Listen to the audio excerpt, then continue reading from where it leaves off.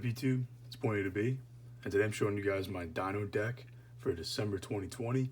I got first place in my locals last week. We played a new format, so pretty cool. And before the ban list came out, I was doing pretty well with this deck for a while, you know, getting first here and there, topping consistently.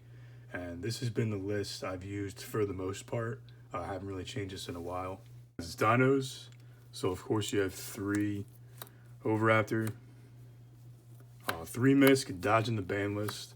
The 2 ofs, you have 2 Archosaur, 2 Ultimate Conductor Tyranno, 2 Baby, 1 Petite, and 1 Pank. So that's going to round up all the dinos.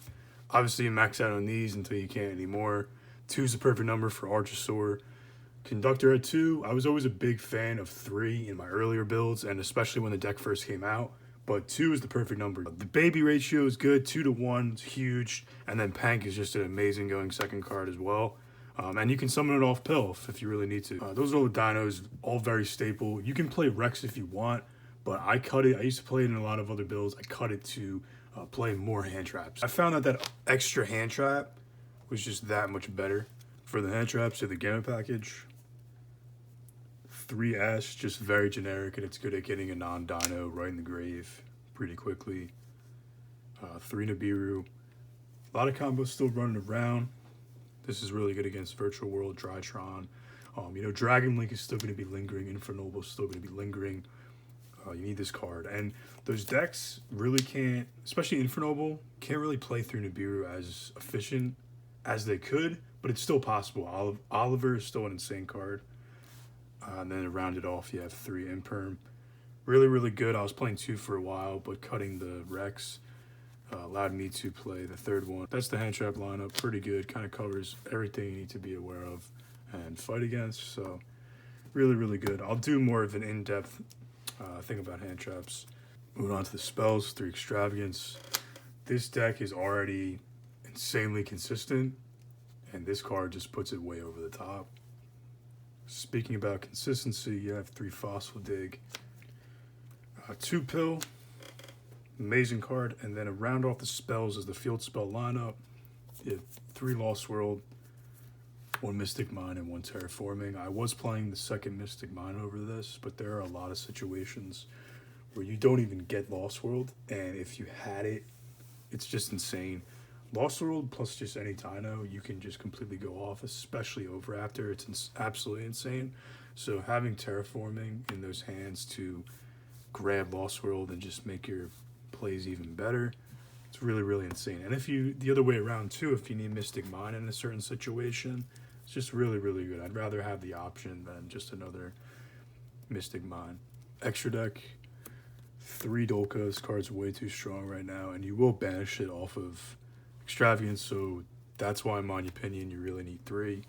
And then 2 Lagia. You could cut one of these. I like to. If you can get both of these out in a game, it's really, really strong. So that's why I like Lagia as well. Certain situations. And then Tornado Dragon and Dweller. I hardly make Dweller anymore, so these are 2 of the flex spots. I would never cut Tornado, though. I think it's just really, really strong against the back row decks. You do need it a lot of times.